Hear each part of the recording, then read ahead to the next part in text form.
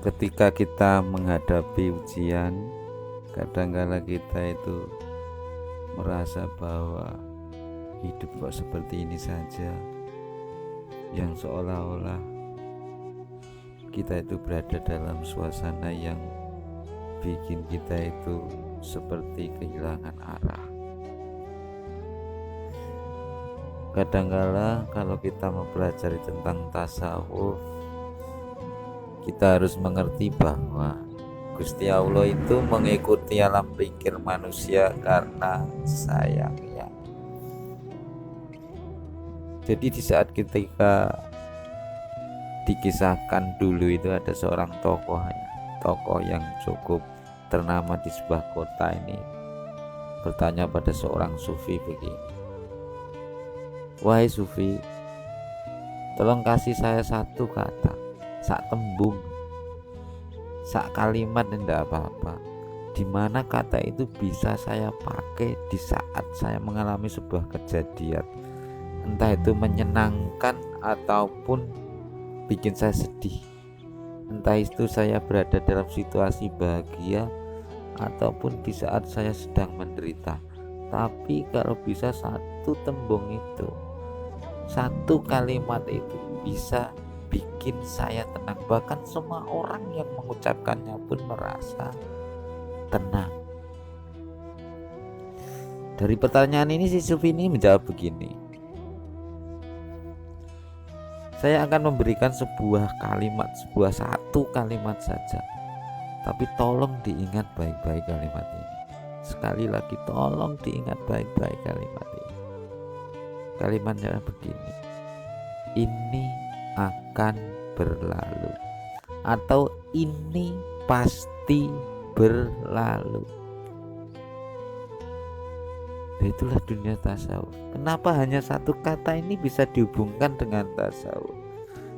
Contohnya begini, apabila kita itu menghadapi polemik hidup, saat kita lagi gayang-gayangnya menghadapi masalah, terus kita harus berpergian ke tempat jauh, belum kesibukan yang kita harapkan itu bisa menjamin tentang keinginan kita dalam membuka sebuah usaha atau apa.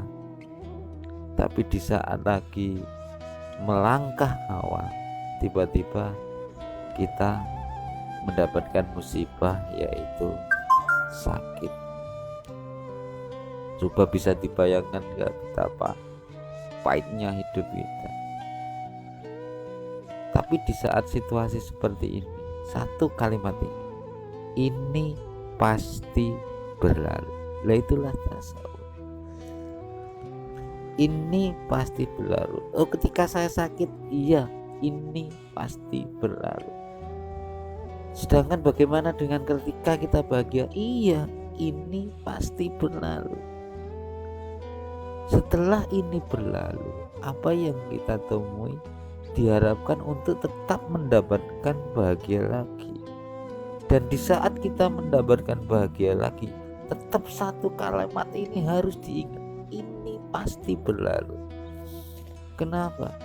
Agar kita ini merasa bahwa kita bukan apa-apa.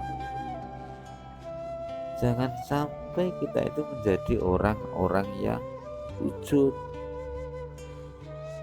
Umpama kita sedang sakit, benar sakit, dinginan, greges-greges, satu kalimat saja, ini akan berlalu. Berlalu bagaimana? Berlalu sembuh. Tapi tidak menutup kemungkinan kebalikannya dari semua itu. Ujungnya begini, sejujurnya kita itu bikana makana wabiyakun mayakun, melibatkan segala sesuatu apa yang kita alami, entah itu pahit, senang, susah, sedih, melibatkan Pangeran. Ya Allah, saya bangun tidur, terima kasih. Setelah saya tidur, saya bangun masih dalam keadaan sehat karena Allah. Bismillahirrahmanirrahim.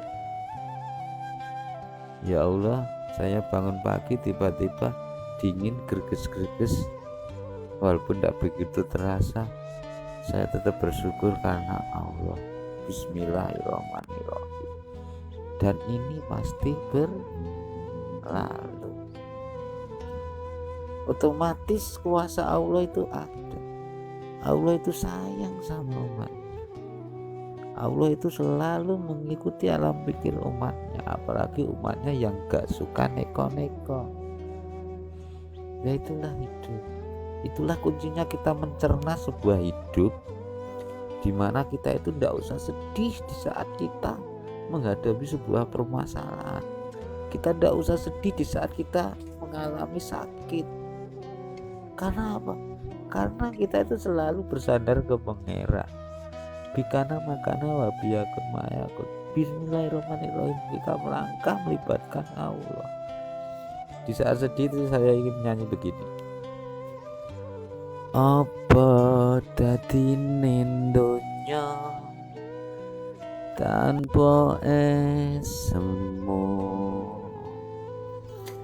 mungkin asune suka mati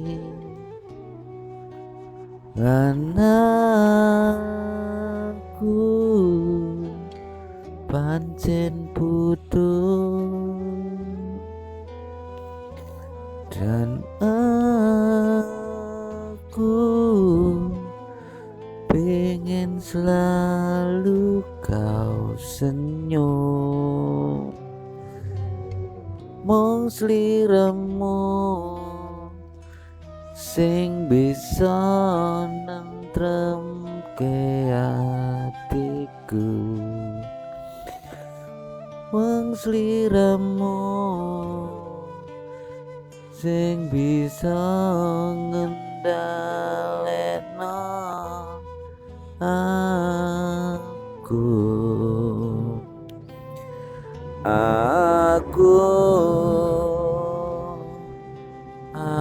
asyuk, aku asyuk, pancen aku asyuk.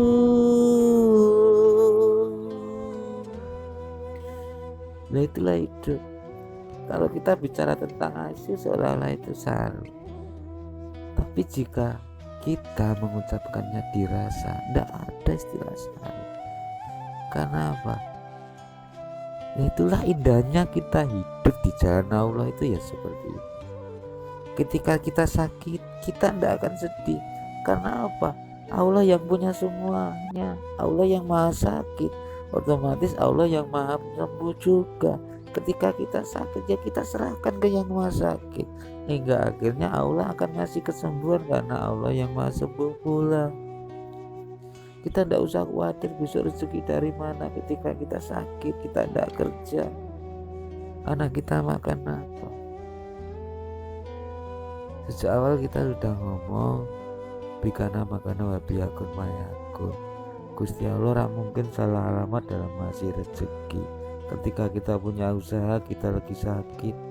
Ketika kita tidak ada di tempat usaha, selama tempat usaha itu ada orang yang ngurus, insya Allah rezeki itu datang secara mengagumkan, datang secara luar biasa karena kita menerima ikhlas, menerima dengan bahagia apa yang Allah kasih termasuk sakit.